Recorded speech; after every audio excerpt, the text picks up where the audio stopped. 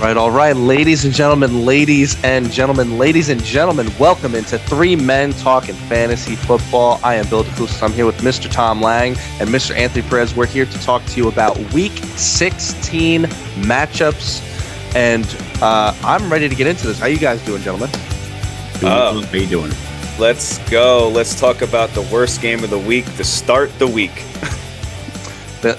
I'm ready to roll, so let's jump right into it. As Tommy mentioned, we're going to have a very interesting first game of the week here. So Thursday night football, the Denver Broncos at the Los Angeles Chargers. The FanDuel spread there is Los Angeles minus 2.5. The over-under is 42.5 points.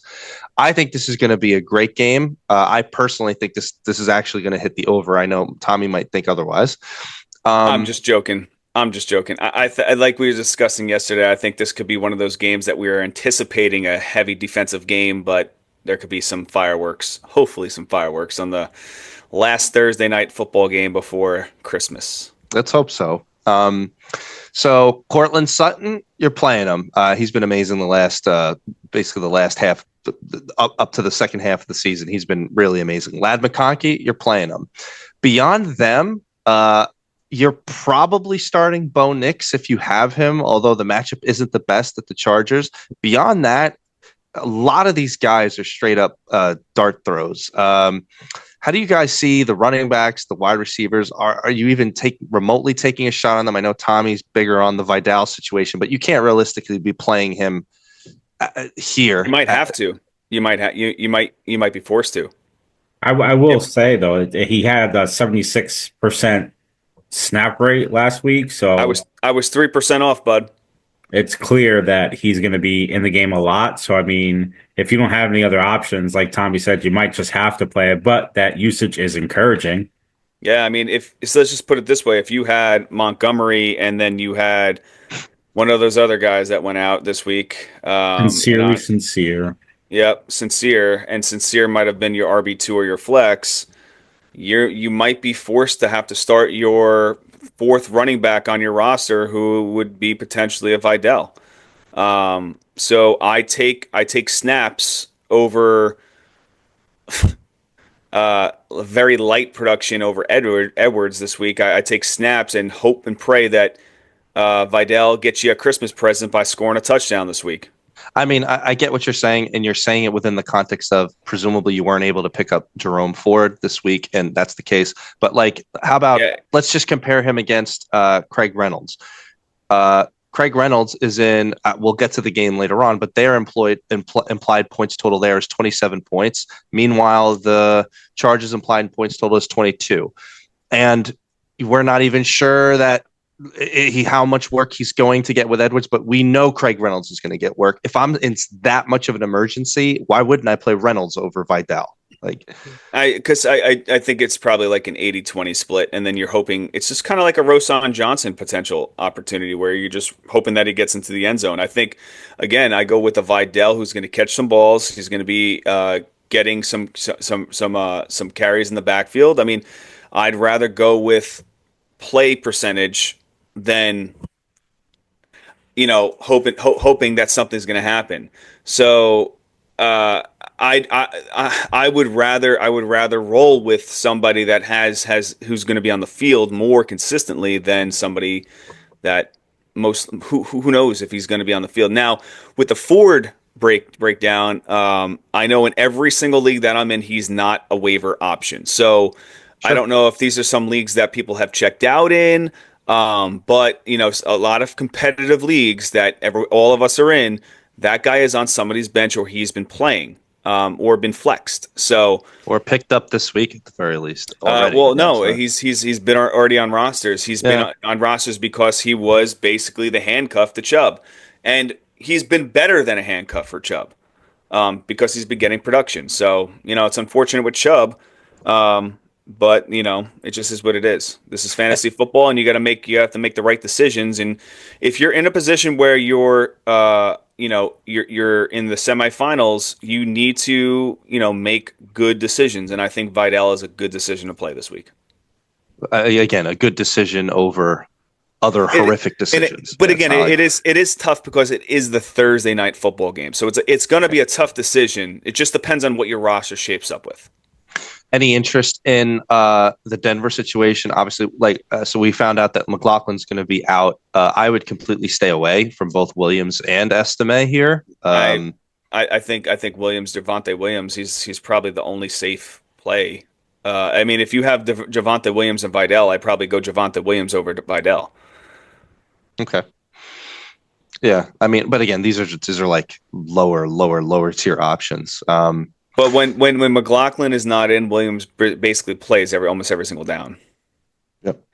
Anthony, what do you think about any of the tertiary options, the pass catchers for Denver or LA? I mean, Quentin Johnston, do you try it? Vele, do you take the dart throw? What about the tight ends? I mean, I'd try to stay away from all of them. I'm going to be honest with you. Outside of Ladd and Portland Sutton, I'm not even going to take a dart throw on any of those receivers. I just think Cortland's definitely the safe play. Same with Ladd, and that's about it. I can't trust Quentin Johnston this week, especially against that Denver pass defense. They have really good corners, and Quentin's their number one. And number two, maybe, to Ladd now, but I just don't trust it. Yeah, he's the number 0, which is how he had his ability to catch the ball. And Denver lets up 18.9 points, fantasy points per game to running back. So, that is valuable right there, just to think about for Vidal. Sure. So we kind of already halfway mentioned it on the waiver show. We're very much out on Herbert this week, so definitely try to look elsewhere. And there's some other QBs we'll get into that could be better options for you. Also hurt as well, too, right? He's also a little bit hurt, right? Yeah. But we should mention that in terms of defenses, both defenses here are options. It's scheduled to be a 20-22 type of game. They're both two of the best defenses in fantasy this whole year. You could definitely do worse. They're not must plays, but they're definitely decent enough options if you want to give it a shot. Yeah, they're desperation plays if needed, right, this week. If you got nobody on the waivers, there's a couple defenses that I'd probably stream over them. I don't know if they're really desperation, though. Broncos are pretty solid, and given that the Chargers don't have much of an offense, I'd feel comfortable playing them this week. I just don't know how this game's going to shape up. I feel like there's more positive game script games that you could feel more comfortable playing a defense over those two right there, especially being the Thursday night game. Unless you're comfortable with starting one of those guys on Thursday night, and then you know how to shape up the rest of your roster for the rest of the week. So let's move on to Sunday here. First game of the Sunday slate, we've got the Houston Texans at the Kansas City Chiefs. Kansas City minus Saturday points. Saturday slate. Saturday. Excuse me. Yep. Next two games are Saturday. The over-under there is 41.5 points. Now, I was actually reviewing the betting lines for this. This has shifted drastically. Houston being favored, KC being favored, it's just probably not a surprise that most of it's due to Mahomes' health, whether they think he's going to play, not going to play. I was actually surprised even when it looked like Mahomes kind of wasn't going to play. Wentz is a more than capable backup. It's still the Kansas City Chiefs. They're in Kansas City. I was surprised that at that point they made Houston favored.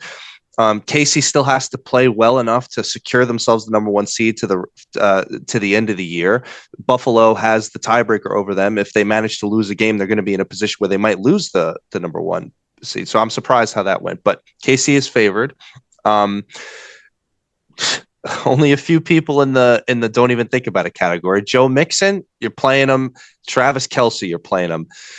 If you have Isaiah Pacheco, you're probably playing him in this game, where in a game in which they're favored. I know that Anthony's you're basically hands off on the KC backfield at this point, or you feeling better about Pacheco? Obviously, no. I mean, they're. I would say, if you have Pacheco and you don't have a starting running back, you start him. But I don't have confidence in them having too much of a good game. It seems like Pacheco is not 100% in my opinion. I know he's back from his injury and whatnot, but I just don't feel like he has the same juice right now. And maybe it's just himself easing his way back in, or saving it for the playoffs. But I just think if you have a better option, I would go with that and probably leave them on the bench. Maybe a flex play if needed. Sure. Forgot to mention Nico Collins. It's brainless. You're playing him. What do you think, Tommy? Are you playing Hopkins or any of the other Chiefs wide receivers here? You think they're good enough options here?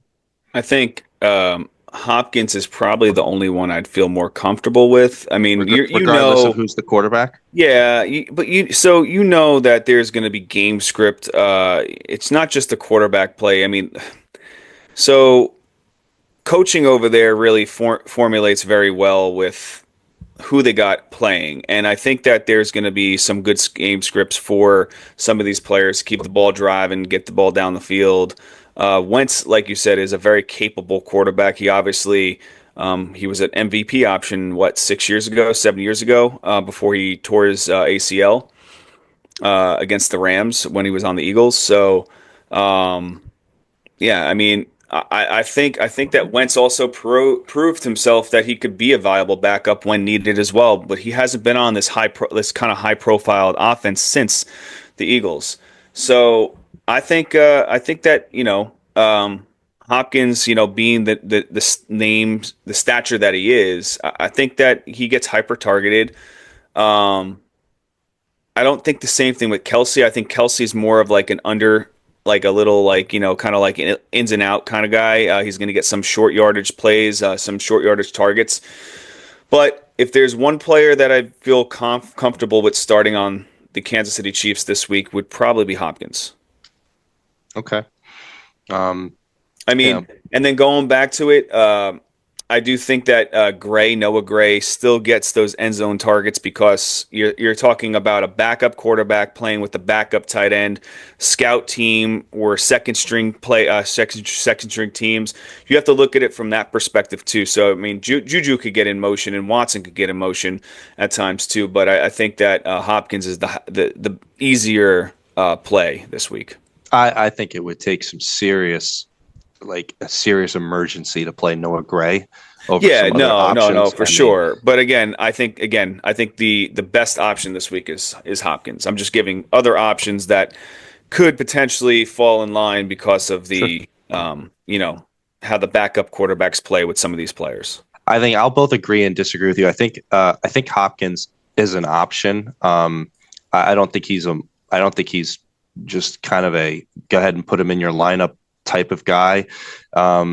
Kelsey is still the number one target, and to your point, it's going to be shorter targets. He's going to help out the Wentz situation. I just don't see Hopkins that way. But again, if you're in that position, you can make that determination on your own. I know Tommy's higher on Hopkins than I am. I don't think Wentz is going to play at all on Saturday. Mahomes practiced in full today, so he's played with a high ankle sprain before as well. Remember last year going into that playoff run, if he he doesn't need to push it. It wasn't, time, and it wasn't the greatest. It wasn't the greatest experience for him either. But I mean, like they did lean though, heavier. They did lean heavier on the run, and right now their run game is not as aggressive or as healthy as it should be. But like you said, though, they're still trying to play for that number one seed. So I mean, they are playing for something. It's not like they are playing for nothing at this point. So I think I'm so to your point, Anthony. I'm so surprised that they wouldn't just sit him this week, no matter what. I am too, but I think Houston because they've got Pittsburgh on Christmas the week after. Yeah, and they might. I just know that he practiced in full this week, so if he's practicing today, I would assume he's probably going to go on Saturday. If he but he also could be practicing for Wednesday's game. The short week. So, but I will say if Mahomes is in, I'd actually probably start Xavier Worthy again this week as well on top of Hopkins. I really like him a lot. He got 11 targets this past week.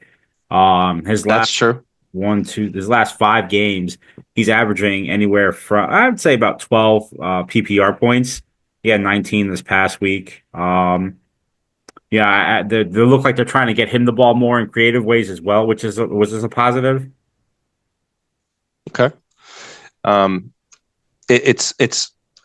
probably not as high on him as that, but it'll be interesting to see how that part shakes out. It's worth pointing out that the current implied points total for the Houston Texans is at 19 points. That makes the Chiefs a pretty decent defensive play here, regardless if it's Mahomes or Wentz playing. So if you need a defense, you could still fire up the Chiefs. They've probably gotten you there to some degree. All right, so let's move on. We've got the Pittsburgh Steelers at the Baltimore Ravens. Baltimore minus 6.5 points. The over-under there is 45.5 points. You're playing Henry. You're playing Mark Andrews, and you're playing Pat Freiermuth. We are firing up some Pat Freiermuth. He's been killing it the last couple weeks. You're playing Lamar Jackson, and you're probably playing Zay Flowers. I know he's definitely a boomer busty game script situation. I mean, sometimes they'll go for 5 touchdowns, sometimes they'll go for 0 touchdowns through the air. He's probably going to end up PPRing his way to some relevance. But beyond that, I don't see any wide receivers in this entire game who I'd be interested in. Do you guys agree? Well, I think Pickens didn't practice today, so he's probably out. Pickens is out. Pickens is probably out, right? I mean, that makes Austin a dart throw. I mean, I would probably stay away from the receivers. I can't really trust Zay Flowers. Pickens not being out, like you said, Austin's a dart throw. Pat Freiermuth, I think he's a good play this week. He's probably the only one I trust out of the receiving corps. I think this is a bounce back week for Derrick Henry. Division game. He was scripted out against the Giants last week, which was pretty bad for first week of fantasy. But I think he comes back with vengeance this week, and he has a nice week. I'm not going to give numbers. Presumably, but most people who had Derrick Henry had the bye on the first week, so they'll be fine. Well, no, I've seen a number of people that had Derrick Henry and they lost because of his production. Yes. We'll mention Najee Harris. If you have Najee Harris, you're probably playing him, although I do not feel good about the Pittsburgh running backs in this situation at all. It's a tough matchup. It's a tough matchup on top of the fact of Pickens being out, so a lot of their vertical passing game is curbed to some degree. And for that reason, I mean, the implied points total there for the Steelers is 19.5 points. So the Ravens are another defense you could fire up if you need it. Yeah, I think so. Yeah. And Jaylen Warren, this is not the game for him here. So he could take a seat. So let's move on. We've got the Cleveland Browns at the Cincinnati Bengals. Cincinnati minus 7.5 points. The over-under is 46.5 points. A lot of people you're playing in this game. You're playing Chase Brown. You're playing Jamar Chase. You're playing T. Higgins. And you are playing Joe Burrow. On the Cleveland side, you're probably playing Jerome Ford, especially you picked him up this week. You're probably playing because you probably picked him up because you needed a running back. Maybe you lost Montgomery, maybe in whatever way, or maybe you had Nick Chubb and you needed Jerome Ford. He was your handcuff. But beyond that, after Jameis is not starting this game. Yeah, so, Dorian Thompson-Robinson is the starter. So there you go. That's the end and sorry, Anthony, that's the end to your Cedric Tillman, Judge Judy situation here. I mean, I wouldn't start anybody. Judge Judy, Cedric Tillman, Elijah Moore, David Njoku, every one of them. They're closing shop. They're closing shop of with Chubb going down, and what they're doing is they're closing shop. They're going to try to be competitive to an extent, but I think Cincinnati is going to implode on them. You know what's crazy is I actually look forward to this game only because usually I know it's a weird thing to say, but usually it's whenever the Browns play the Bengals, it's such a high offensive game every year where that's true. It easily over 60 points, but with Winston not playing, I obviously don't see that happening this week. I said if Winston was in, I think that we'd have a complete shootout both ways, fire up everybody if that were the case. But, you're right.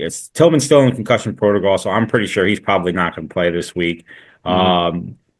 With Winston on the bench, Judy's been on fire, so it's kind of hard to say, you know what, I really want to bench him because, I mean, if Cedric Tillman's out, they're going to need someone to throw the ball to. Judy would be that guy, so maybe he's a good flex play. Other than that, I don't know if I can trust Elijah Moore this week at all. I'd probably sit him if you have a better option. And if you have Jerome Ford, fire him up because they're going to lean heavy on him. I think the only I agree with you plays so much, Anthony. I think the only plays this week because of the switching quarterback would be Njoku and Ford. Yeah, so the implied points total there for the Browns is 19.5 points. So this is another one that the Bengals could be a good start at defense for you. That having been said, like this is one of those that I would not start the Bengals still. the Bengals don't have a good defense at all. Although for fantasy, I think the last week or 2 weeks they've been pretty good. So proceed at like you again, if you need one, they're playing a team in which they're starting Dorian Thompson-Robinson. So, I guess you could you do way worse than that. Oh, and we brought him up on the waiver show. If you're the underdog, Mike Gesicki could be a great option for you at tight end. We're not guaranteeing him volume. We're not saying he's a must play or even a probably play here. We're saying if you're the underdog, Mike Gesicki could end up, especially in a game like this where the implied points total for the Bengals is so high, he could end up with 100 yards, multiple touchdowns, or he could end up with zero. You could see him grittying in the end zone. Because there was some tight ends that people lost this week too. So if, like, for example, you lost Evan Ingram or whoever, and you couldn't pick up other guys, so he's an option. Let's move on. We've got the Arizona Cardinals at the Carolina Panthers. Arizona minus 4.5 points. The over-under there is 46.5 points. The running backs you're playing them. That's James Conner and Chuba Hubbard. Chuba is getting everything. At tight ends, you're playing Trey McBride. And in terms of wide receivers, you're probably playing Marvin Harrison, although, I mean, it's just so hit and miss. And then that's a lot due to Kyler, who we'll talk about. And then Mr. Adam Legacy Thielen, he had legacy. He didn't have the best game this past week, but again, the targets. No, he still had a good game. He commanded those targets. He still had a good game. I mean, Coker really took over. He did not have that good of a fantasy game. He had a very good game in terms of commanding targets. He had a football game. Yeah. Right. So if you picked him up and you've been rolling with him the prior couple of weeks, you're probably playing him. I don't see. I mean, would you play any of these other wide receiver options, Tommy, on either side? I mean, if you want upside, higher upside, potential higher upside, Coker. That's about it. I mean, Leggett is going to be out this week. Right. I mean, if you're trying to go for a touchdown, we all know that Mr. Wilson, he finds himself in the end zone when he shouldn't be finding himself in the end zone over Harrison. So I think Michael Wilson is kind of like a deep league, if needed, flex play. Okay. Yeah. And so let's talk about Kyler real quick. So if you have Kyler, the truth is you're probably playing him this week. It'd be tough. But it's just so boom or bust. It's just it's not reliable at all. It's tough because, the Panthers have been playing very well, so last week was the first time that they didn't cover the spread. But against the Cooper Rush Cowboys. But who would have thought that? But yeah, I mean, who knows? I mean, I think that they go back to how they've been playing, and I think that it's going to be a tough game for Kyler. He's not consistent, and it's tough. It's really tough to especially the second to last week. You're talking about almost championship football. When it comes down to fantasy football, I don't know if you could really plug him in and feel comfortable with him, start him with confidence. So if you have another option or you want, a possible blow up option, we will talk about him soon. Yeah. And I don't want to bury the lead there, but Anthony, who do you think you would play, Kyler Murray or Aaron Rodgers? Well, this week the Jets play the Rams. Mm-hmm. Right. Rodgers has looked good in his last 2 games. I'll be honest. Absolutely has. So in this situation, I'd probably go Rodgers. Yep. Well, at the very least, for consistency purposes, I mean, the problem here is that Kyler, you can't rely on it.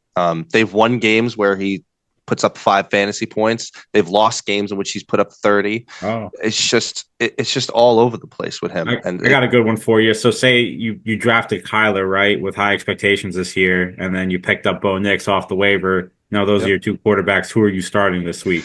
If those are your options. That's a great question, because we were singing Bo Nix's praises for however many weeks. It's a tough matchup. Yeah, But he has got a very tough matchup this week. With last week was a different story. I think this week you have to really sit there and analyze it. I think Bo Nix is a better start though. But see, I'll put it like this too. Look at what Baker just did to the Chargers. Yeah, so that's what I just said. I think they'll, Bo Nix is a better start than Kyler this week. I told my opponent who I'm playing this week, who is in that same situation, that they should play Bo Nix. So I gave him the right decision. Okay. All right. Well, take of it what you will. I would say if my options are Kyler Murray, Bo Nix, or Aaron Rodgers, I would go Aaron Rodgers personally. In terms of, but if I'm the underdog, maybe it's worth it going Kyler. Well, you want to go? You want to go deeper? You want to dig deep here? How deep you want to go? Because I don't think at that point people with options like. If people don't have, if you don't have the Kyler Murray option, but if you have the Bo Nix, let's just say they have the Kyler Murray option, but no Bo Nix, and they have an option. No way you're starting Michael Penix. Nobody should be starting Michael Penix this week. Hey, if you need that upside against the little Giants, come on. I mean, we'll get to them. If you're in a semifinal and you're starting him and deciding to take a chance, then I don't know. How do you not wait and see? You shouldn't be playing fantasy football, in my opinion, if you're doing that. But somebody in this chat might be. Yeah, we'll find out. All right, let's move on before we lose all our viewers here. Actually, real quick before I mention, we've got the Cardinals defense as a good play here. So the Panthers are implied points total is 21 points, but in terms of going for turnovers and making plays on defense, the Cardinals are great. So yeah, you could do a lot worse than the Cardinals here. I would definitely put them on the cusp of must start. Actually, let's move on to let's move on to a better game here. So we've got the Philadelphia Eagles at the Washington Commanders. Philadelphia road favorites -3.5 points. The over/under is 45.5 points. Stars all over the place here. It's gonna be a great game. It's going to be a good game. I do not think a lot of people online were talking about Philadelphia running away with this. I don't think that's the case. Nope. So Saquon, you're playing him. If by some crazy nonsense Saquon does not play, which is I can't imagine that he's playing. But just keep in your mind, you should probably have Gainwell at that point. But if you don't, then Saquon's playing. Brian Robinson, you're playing him. AJ Brown, despite what Tommy might feel about him, you're playing him. Terry McLaurin, you're playing him. Jalen Hurts, you're playing him. And notably, we're leaving a particular name off this list. So Jaden Daniels, we could probably mention him. I think this is a extremely tough matchup for him. The last time that they played, the Philadelphia Eagles basically shut him down completely until the last drive of the game. I would be super afraid of playing him this week. I would play the aforementioned Rodgers over Jaden Daniels actually this week, personally. Yeah, I agree with that. Yeah, I mean, I will say, Jaden Daniels. So, if you look at his fantasy points this year, the start the season, going through the season, he had a number of easy matchups. Those easy matchups is where he put those massive points up, got him to where he is in basically the quarterback numbers and whatnot. But the weeks that he went against Carolina, he had 5.2 points, fantasy points. Pittsburgh, 8.6. Those were his 2 lowest of the year. Against the Giants, 13.4, and obviously that was game 2. But I see him having a bounce back week against the Philadelphia's defense, especially at home. And a big prime factor of that is going to be Terry McLaurin. Terry McLaurin, I think, had one catch for 7 yards or something like that the week that they played in Philadelphia. Terry McLaurin is going back for some revenge. She's playing at home. I think that they have a lot of fair options out there, and it's unfortunate that Ertz is hurt because he always plays good against the Eagles. He always has some sort of fantasy relevance when he plays against his old team. But to your point, so Zach Ertz, he's probably out. He's probably not going to play. I think he was declared out, or yeah. So Noah Brown has been placed on IR for the rest of the year also.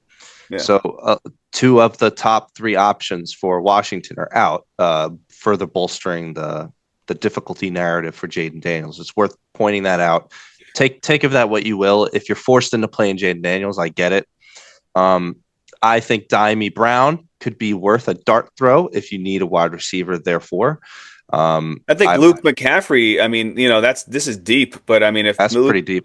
If Luke McCaffrey is out there, I think he's going to get some good plays. I mean, he hasn't really done, had a heavy target year, but with having opportunity, I think he'll capitalize on it. What do you think, Anthony, about other tertiary options for the Eagles? Devontae Smith, I guess you're probably playing him, and tight end Calcaterra, I wouldn't bother. What do you think? Just Smith and Brown, probably stick to that, and that's it. That's how I feel most comfortable playing this week. Yeah, I feel the same way. I mean, they're going to go Smith Brown early, and then I think Barkley is going to finish it up. I think Philadelphia wins this game, but they don't win this game by double digits. No. I could see this hitting the under, to be honest. Yeah. And by the way, for all the things that we're saying, the Eagles defense is definitely a decent play here. Obviously, they've been great, the Eagles defense in general, in the NFL and for fantasy throughout the whole year. But with some of the injuries that we've been mentioning, plus we think it's going to be a bit more of a slugfest here. The Eagles defense. I think it might hit the over. But I'm thinking like a 27-20 kind of game. Okay. Let's move on. We've got the New York Giants at the Atlanta Falcons. Atlanta minus 7.5 points. The over-under there is 42.5 points. The Giants are so juicy for defenses. The implied points total for the Giants is 17.5 points. Fire up your Falcons defenses, ladies and gentlemen. Fire them up. Fire them up with confidence. So Falcons, you're playing Bijan. You're playing Drake London. I really think Atlanta is going to explode in this game. I think Michael Penix is going to come out with star power. Number one draft capital, star power. He's been sitting and watching some weak play from Captain Kirk the past couple weeks. I think Michael Penix is going to go nuclear. I think, Anthony, and you could back me up here, I think that it's his first game in. There's no way that coaching staff just lets him light it up. They're going to end up making it a rely on the running game, Bijan Algier type of game. Nuclear. What do you think, Anthony? Who's right here? No, I agree with you. I think it's going to be a run-heavy game. I think the Falcons are just going to go up. I mean, whether that be on the defensive side of the ball, making plays and scoring touchdowns on the defensive side. But I think they're going to get a pretty sizable lead, and it's just going to come down to clock management, running the ball out. The Giants, it's pretty clear they're tanking for a top pick right now, so I can't see them playing with any fire either to beat the Falcons, if I'm being completely honest. As much as I would love to see what Michael Penix has and what he could bring to the game, I just don't think we see it this week. Although it's the matchup that you want for him to come in and play. Exactly. Going against the Giants. So I think this is a great opportunity for him to get some experience, to get a game under his belt, to see what it's like in the NFL, and hopefully him be up to NFL speed. If I remember correctly, he didn't play many college games, right? Or am I thinking of someone else? He played in the national championship last year against Michigan. Yeah, but I think his whole career though is kind of small. It is small, but he played with Rome Odunze, and it's larger compared to like Richardson, but it's smaller compared to like JJ. I think he's going nuclear. I think, Anthony, I couldn't agree with you more. I like the Falcons, they'll get ahead by 14, 17 points, and then it's just kind of clock managing it out. I bet you Penix will be really efficient. I bet you, Yeah, and he'll I could look, easily see that. and I know it's not saying much, but I think he'll look a lot better than Captain Kirk. On the on the Giants side, yes, you play Malik. You play Malik Neighbors. I should have mentioned him at the beginning. He's just getting too many targets, and Boyle, I mean, he knows how to get Neighbors the ball, and you just rock and roll with your targets and accept your PPR points. Pretty simple. I would be trying so hard not to play the Giants running backs. Although, Tommy, I know, would you think the touchdown regression rolls back to Tyrone? I know Singletary stole one from him. What do you think? I mean, I really think he's your only option outside of Neighbors. yeah. Well, I think Um, he also is dealing with an injury, Tracy, so it's something to keep an eye on too going into Sunday as well. Yep. And please, please, please, please do not play Bellinger and do not play Kyle Pitts. Please don't. No. Please don't. Yeah. But if you want a possible explosion and you need a quarterback, start Michael Penix. Yeah. Okay. This is a 2/3 podcast. I in will which we're suggesting not to do that. So I will take of it what you want. screenshot my starting lineup if I'm able to collect him this week. And I know, Billy, you're probably not gonna mess me on this, but whoever it is, just let me get him so I could go nuclear and screenshot it for the podcast. Thank you, Tommy, I think what you should do is tell everybody in every league that you're in, hey, you'd like to get Penix as a player, and watch how many people don't try to block you in doing so. I think you'll Somebody be will. fine. Yeah, we'll see. We'll see how this goes. Let's move on. We've got the Tennessee Titans at the Indianapolis Colts. Indianapolis minus 3.5 points. The over under there is 42.5 points. So you're playing Taylor. You're playing. And that's about it, really. I mean, you could kind of roll with the running backs for Tennessee, although to me, a lot of it depends on, I guess, how the game script goes. You've been rocking and rolling with Tony Pollard for most of the year, but after the injury situation, Tajay Spears comes in and puts in 20 points. So now if they're both in, do they both kind of vulture each other? How do you see that going? I mean, I could see it. It just depends. I think they're going to go with the hotter player that's running the ball. So, it's a shame because Pollard, is a talent, but he just sometimes doesn't get going, and then Spears will get going, and then he'll take over those running plays. So I think that some people are forced to have to play Pollard based on the situation where they're at right now, but. If Spears is there, I still play Pollard over Spears because I'll go with consistency this year. I'd feel so confident in Spears if Pollard wasn't there. I really would. Well, if he wasn't, but he is. So Right. No, but I'm saying I don't feel confident because they're both playing now. Well, the other thing is, it's not clear who the quarterback is. Levis might be benched again for Rudolph, and if that's the case, I think Rudolph is more of a passing threat than Levis is. Man, did you ever think you'd say that sentence? No, yeah, I really didn't think so. But Levis, when Levis is out there, they feel more comfortable handing the ball off because they don't know what that guy's going to do. So he might have Mayo on his hands from being on the sideline and throwing one of those slick interceptions. But that's why they're trying to hand the ball off so much. So. How do you? I mean, Ridley. You're still rocking and rolling with Ridley here. I know most people probably are. Right now, I think he has more upside than NWI. Unfortunately, NWI may two have, straight weeks. It just ruined it. Ugh. Yeah, I think he might his praise may have come to a short ending. The season's almost over, and I don't know if we'll be talking about NWI next year. We'll see. We'll see how much we want to talk about that. Actually, before I even mention the defensive situation, Anthony, do you see any value in any Colts pass catching option here? Any of them, tight ends, wide receivers? I mean, I really tried to think about it. I just can't. I can't see how any of them are reliable here. Oh, Anthony, you're muted, sir. There he Honestly, is. I'm staying away from all of them if possible. If you have better options, play those options. I just have no confidence in their receiving core at the moment. Pittman's supposed to be that guy, but he's just not being that guy. The only person I would like is Downs, but I think come fantasy semifinals, Right. it's a hard ask and to Depends feel on who you got. confident. Depends on who you got. I think Downs is the one I feel more comfortable playing. Downs or Pierce are one of the ones I feel more comfortable playing. But again, both of those guys are not going off each week. Yeah. Yeah. So the defenses, so the implied points total for the Titans is 19.5 points. I'd probably take this under.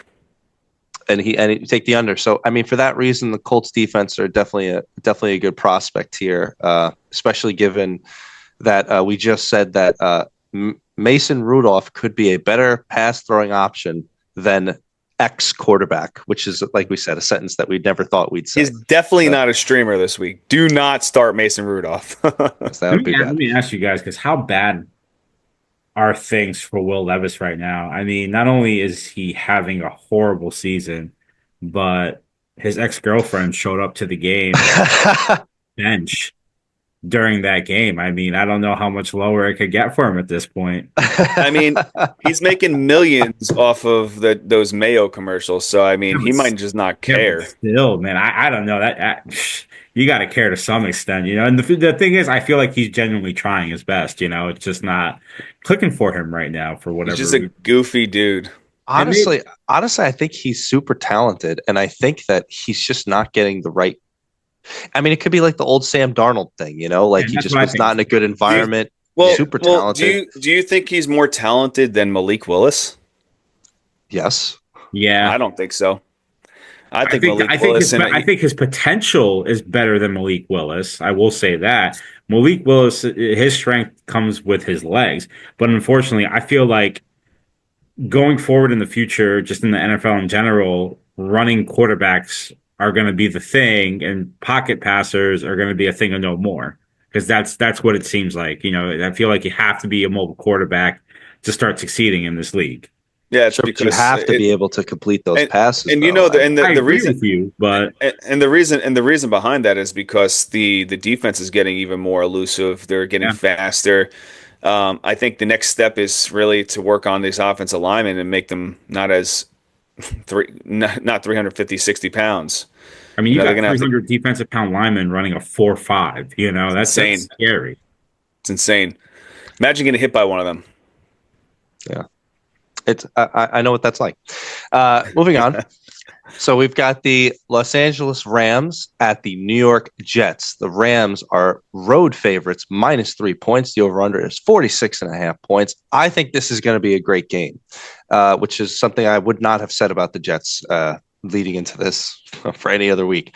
You're playing Kyron Williams, you're playing Puka, you're playing Cooper Kupp, you're playing Devontae, and you're playing Garrett Wilson.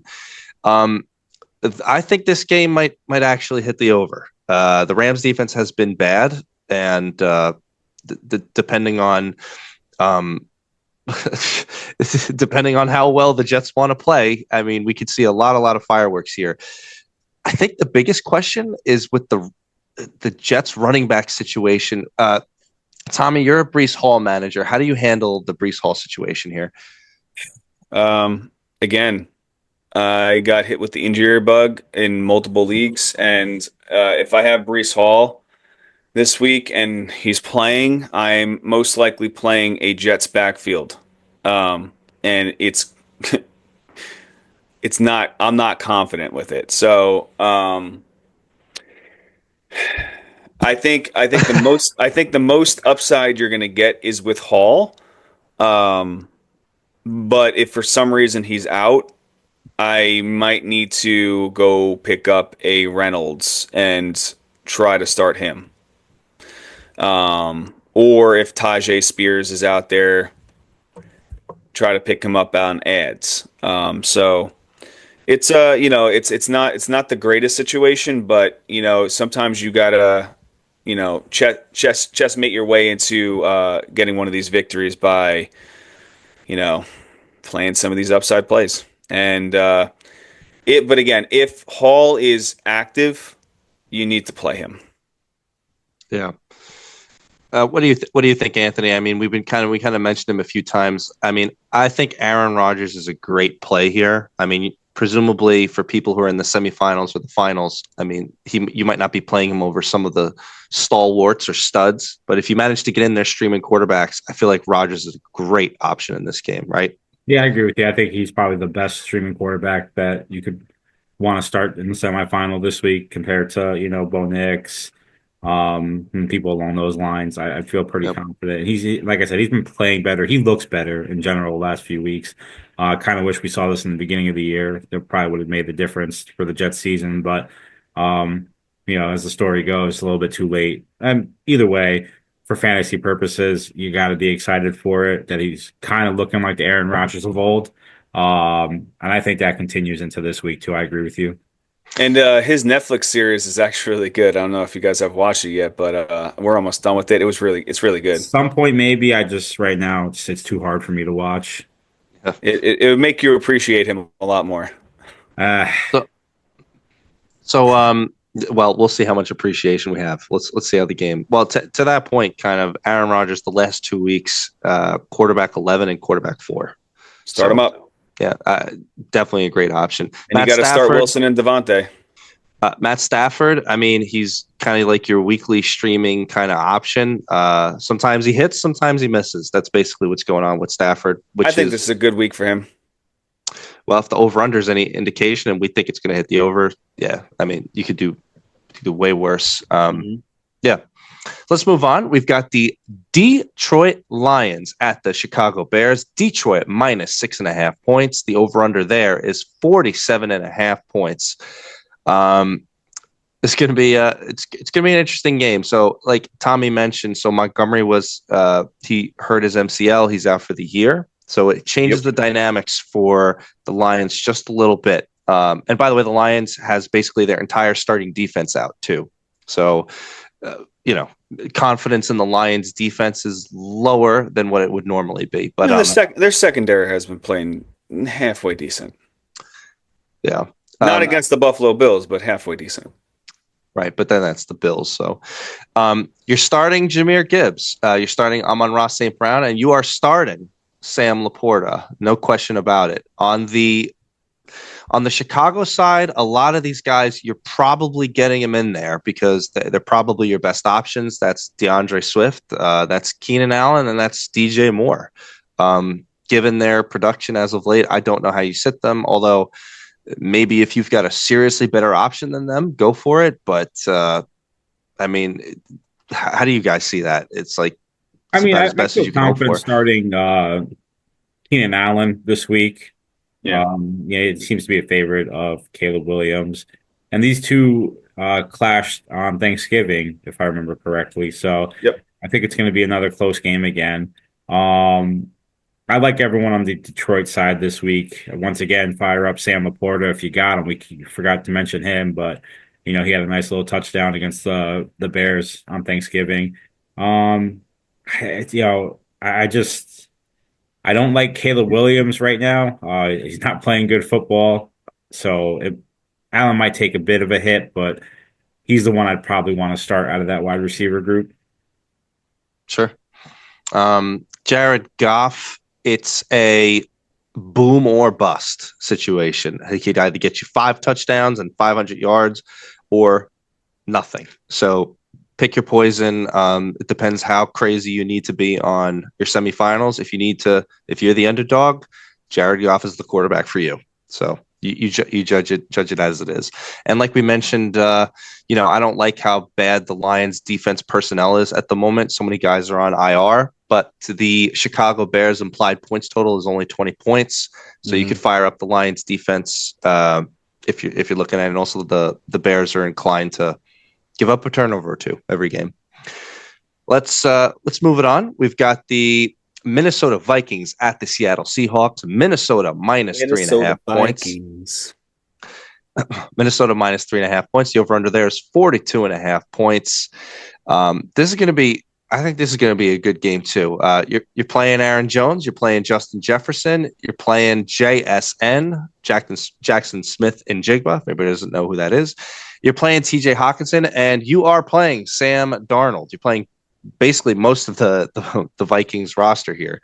Mhm. And we've got the Vikings defense as a must start. I mean, they've been great the whole year, and in a game in which the Seahawks implied points total is 19 points, rock and roll with the Vikings defense. So Tommy, no chance you're playing Metcalf here, right? Nope. Okay. He might be your best option for some people, but Nope. You heard it here first. He it's an absolutely not. So what about the running backs then for Seattle? The way that I have this slated is that Charbonnet, if Walker is out, Charbonnet is a locked and loaded running back one. Put him in, ready to go, ready to rumble. But if Walker is in, I see this as a complete timeshare, and it's going to vulture the both of them. How do you guys see this? Yeah. Yeah, I agree with that actually. Given how well Charbonnet has been, I could easily see it being back to a 50-50 split. Especially because if they don't want to rush Walker back in, actually I could see it a little. I give the favor to Charbonnet regardless if Walker were to come back. I think it's a tough game for the running game over there. So I don't know. I mean, yeah, you're going to have to start one of them, whoever's a starter. But I mean, if Walker's back, you're starting him. If he's not back, you're starting Charbonnet. I disagree with that. If Walker's back after coming off the injury, after what Charbonnet's been doing, you think they just kick him to the curb? No, I personally don't see that. Yeah. I don't think they kick him to the curb, but I think you're starting Walker if he comes back. And Charbonnet, well, obviously sit Charbonnet at that point. It just depends. I mean, I don't like this matchup for Seattle. I think Seattle is just they got beat at home last week. I think they get beat at home again. Yep. And it's just it's not, and also Geno hasn't been looking good either. I mean, I think you're gonna find this crazy, but Mr. Fant, Noah Fant, they sometimes call him Fanta Claus. It's Christmas week coming up, and he is due either this week or next week to bring some presents to the end zone. So. Oh my gosh! I mean, unless you're really going at it and you're really weak on tight end, but I think Fant is a nice DFS play. Let me try to save you and move on real quick. So Jordan Addison for the Vikings. I mean, he's been literally on fire, but to some degree, it's a function of who Darnold is focusing on. I feel like you roll with Addison, or are you worried about him this week? No, you can roll with him. I feel good about it. Yeah, I think you could play him as a flex, but I think Jefferson's going to have a huge day. Okay. Let's move it on to what is about to be a horrific game. So we've got the New England Patriots at the Buffalo Bills. The Buffalo Bills are home favorites, 14.5 points. The over-under there is 46.5 points. Not a lot of points. Not a lot of points for the Patriots. I think Buffalo covers the spread by themselves. You might be right. I would please play the Bills defense. This is a great week for that. Yeah. Let's say this all time here. Play everyone on the Bills. Play Patriots. Well, I mean, Amari Cooper, Khalil Shakir, Coleman, Samuel, and Hollins might all see the end zone. All right, that's the conversation. I know, yeah. Anthony, we've talked about the Bills for 9,000 years here. This is kind of where Tommy and I landed on for the waivers. If you have Khalil Shakir, you're probably playing him. No, not probably. You are playing him. You are playing him. Do not bench Khalil Shakir. And you're playing him with confidence. Every other Bills wide receiver, no matter what the over-under is, you sit. That's kind of where we landed. Do you agree with that? Yeah, I agree with that. Yeah. I think when I feel confident in starting on a weekly basis at this point. Yeah, yep. I think Shakir, Cook, and possibly right now Kincaid, you start every single week. Kincaid, I think you just lump him in with the other wide receivers. You take. I don't think so. I think he has a little bit more of a role now. think he's back. Okay. Well, we'll wait and see, won't we? I mean, James Cook, like we said, you're playing him. Josh Allen, obviously. On the Patriots side, I think beyond Hunter Henry as a tight end shot, which I know Anthony and I are high on, I think maybe it's just Stevenson if you're forced into playing him. It's about as best as you could hope for, right? Yeah, Henry and Stevenson. I'd probably if I think Henry is a good tight end play this week. But there are other tight ends that I'd probably favor over Henry, which probably would be a Doctor Strange play, which we'll be talking about him shortly. We'll get to him. Let's move on. We've got the San Francisco 49ers at the Miami Dolphins. Miami minus 1.5 points. The over under there is 44.5 points. A lot of plays here. You're playing Garendo, you're playing Achane, you're playing Juwan Jennings, you're playing Tyreek Hill. You are playing both tight ends. That's Kittle and Jonnu. Beyond that, you're just kind of taking some shots here. I don't feel good about either one of the quarterbacks in this game, although you're probably forced into playing them.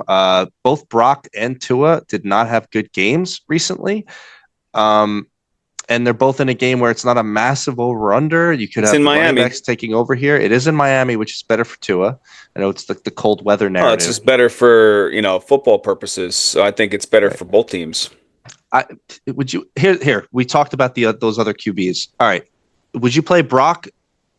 Just compare Brock, Tua, Bo Nix, and Kyler. Order those guys.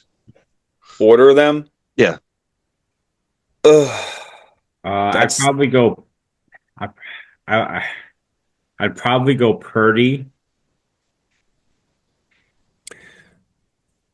Yeah, I'd start with Tua. I'd go Tua, Nix, yeah, Purdy, and then Kyler. I would go. I think Purdy is the latter. I think he's the last.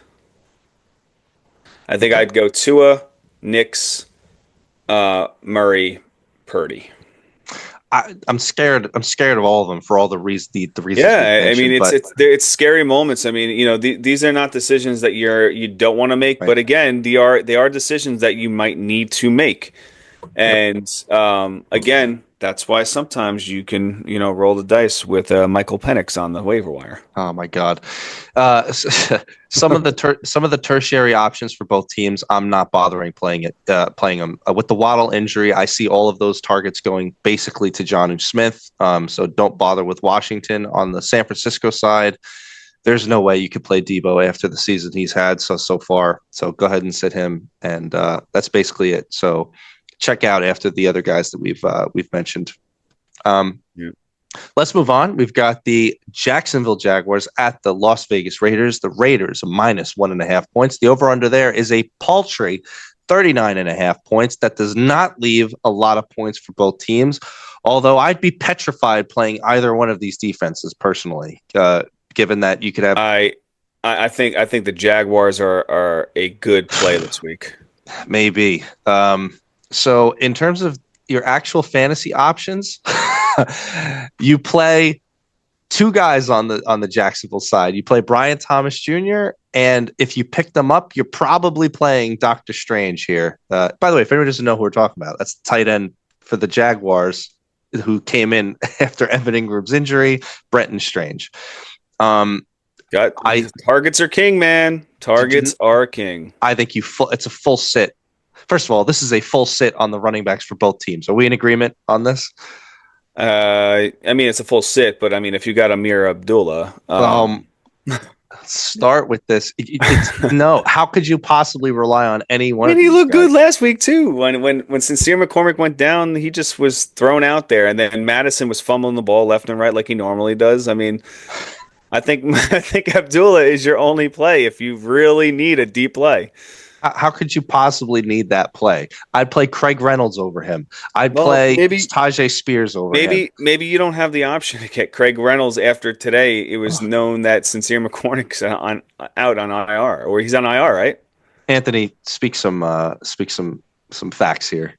I just can't. I honestly can't trust any of those running backs. So if I had a better option, I would use it. The only one I would slightly consider if I needed to would be Bigsby, and that's it. Okay. And I think O'Connell is back this week over Ritter, so that was really bad for Ritter. Yep. On the Las Vegas side, you're playing Brock Bowers, and you're probably playing Jacoby Myers. And He had and a decent game. Bowers still looked good. I mean, even He though always it looks wasn't good. the same volume as it's been, um, he still looked very good running the ball when he got it. Yep. Let's move on to a better game. We've got the Tampa Bay Buccaneers at the Dallas Cowboys. Tampa Bay are road favorites, 3.5 points. The over/under there is a nice 48.5 points. This is going to be a good game too. You're playing Bucky Irving. You're playing Rico Suave. Let's go. You're playing Mike Evans. You're playing CeeDee Lamb. And you are rocking and rolling with Baker Mayfield in this game. Baker Mayfield back to life last week, back to being to having all of our fantasy hearts here. It took him a whole half to get there, but he did got get there.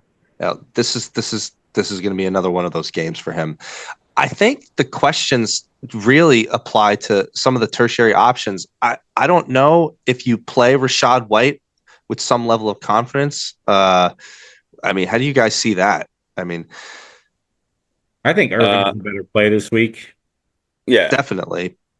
Yeah, I think, and he's been getting them. I mean, even last week when he was declared still, active, but he was hurt. He looked so good running the ball, Irving. He had that big run, and I feel like there's something going on with White when Irving is out there and he's healthy. White just looks very timid in his runs. Usually the running backs feed off of it, and they do. They kind of bounce off each other, and they try to one up one another. But Irving just he's a man amongst men. If you have White and he's active, you're probably trying to play him, especially in a game. You have to play him. Especially in a game in which Tampa Bay's implied points total is 26 points. I mean, you're probably giving him a go. In terms of other guys, wide receivers, so McMillan was a nice waiver option pickup this week. He's definitely an option. I would feel afraid about throwing him right in, depending on whatever my options are. But I would not. I'm not as afraid as you are. I think, like I said yesterday, I think. He proved it 2 weeks in a row. That's true. He's getting the targets. He's getting the Godwin targets. He's playing good football. He's not that elusiveness kind of Godwin play where but he is getting those good targets, and he's making do with them. So, yep. I think he's a good play. Cade Otton at this point, he's a sit. It hasn't worked out for Cade the last couple weeks. So, I mean, he's an emergency option, I guess, if you need it. But yeah, he's a sit right now. And then Billy, I think you should start him this week. Yeah, will not be.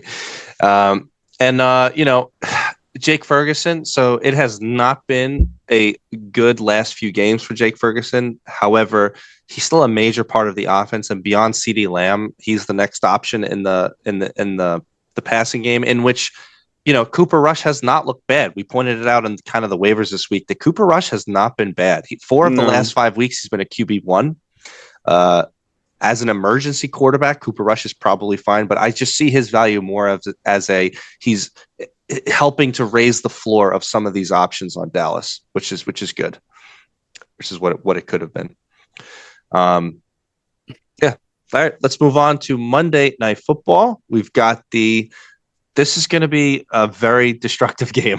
Yeah, I can't believe they didn't flex this game, by the way. It's because the Packers.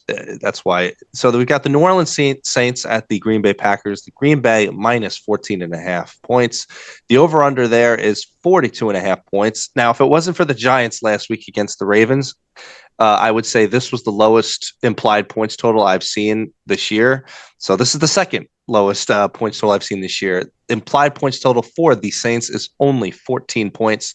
So please play your Packers defense. Rock and roll. I don't even know who's starting. If it's Hainer or Rattler, it doesn't matter.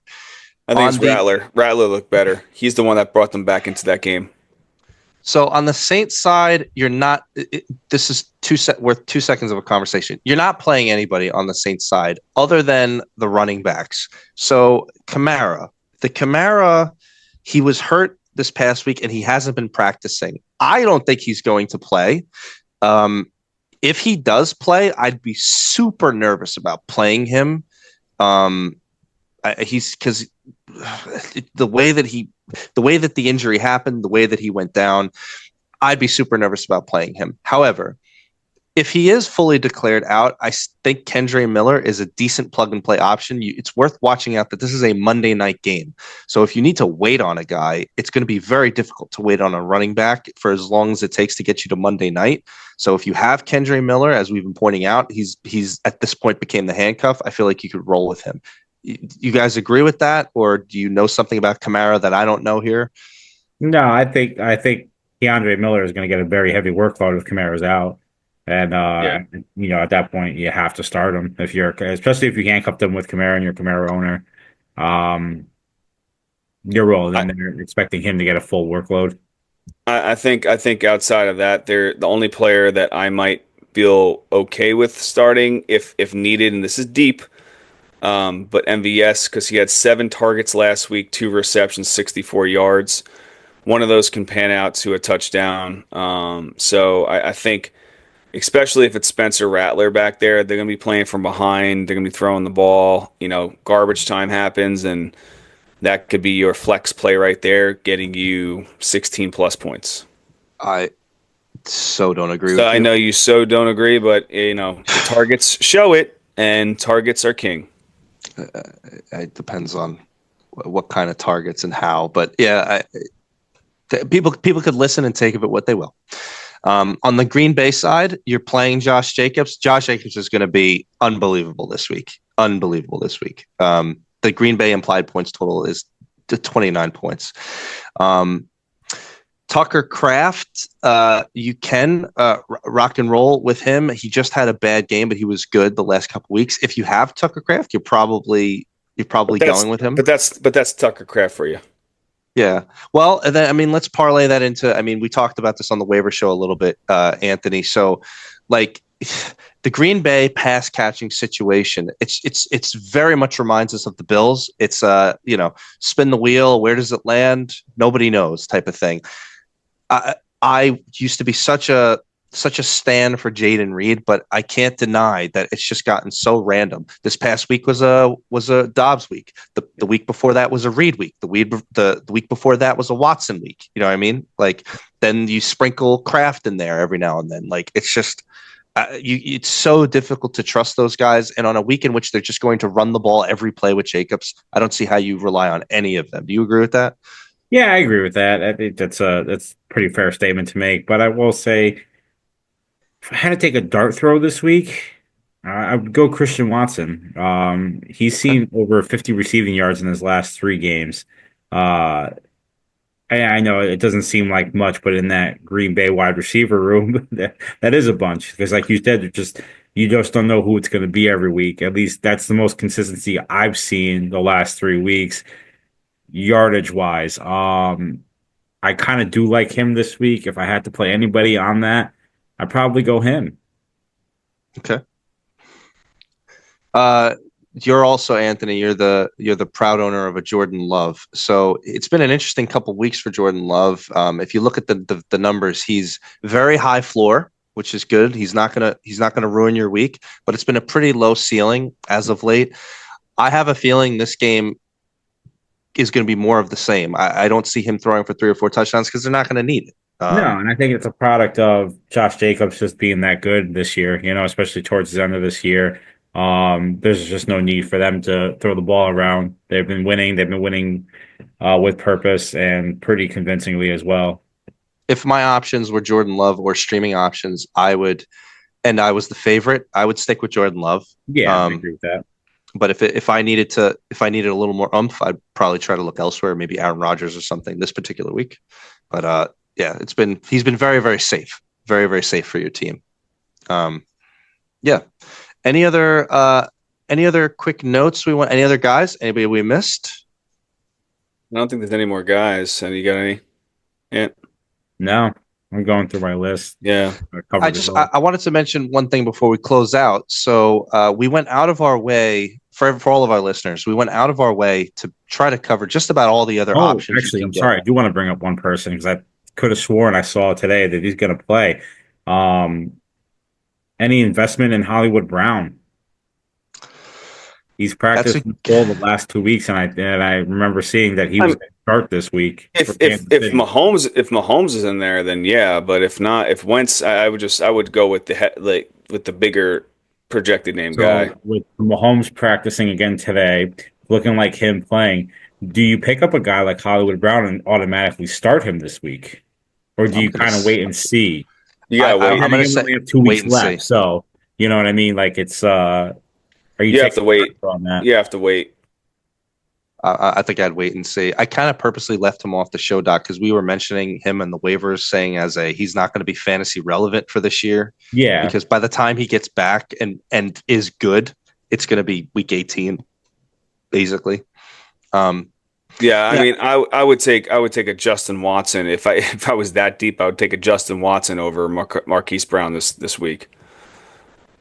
I was just kind of mentioning earlier, and then we'll close out that we went out of our way to talk about all the other options, the must starts, guys we'd like to take a shot on, dart throws, etc. But this is the semifinals now. Presumably, you've got guys on your team that have gotten you there. You're not going to be sitting those guys. Sometimes we overlook at what matchups are. You start the guys that you need to start, and we pointed those guys out. In the vast majority of cases, presumably if you got there, most of your guys are locked in and you're just kind of looking at a flex. You're just kind of looking at a flex play. But maybe in some other options, like we said, like you lost Montgomery, you're looking to fill in a running back thing. The point is, check your league, check how your matchups are, and most importantly, check what you need out of that matchup. If you need to shoot for the stars, if you need some safety, or if you need to just bolster up and focus on your own team versus looking at maybe what the other team needs. The point is, make your best options, check your guys, and also if you want to ask about specific starts fits, you can always leave a comment. You'd always contact us. We'll be happy to walk you guys through it. Yep. Yeah. So we always like to thank our viewers, everybody that watched the video. We appreciate our community. If you guys can like, share, subscribe, again, drop the comments. We'll be dropping some shorts throughout the week too. We'll be going live on Sunday as well too. Drop the comments. We will help you make the right decisions to win this week to get you to the Fantasy Football Championship. So, we appreciate you guys. And again, we love our community. Yes, thank you so much, guys, for all your support. I really appreciate it. Thank you, everybody. Good night. Good night. Good night. Good night.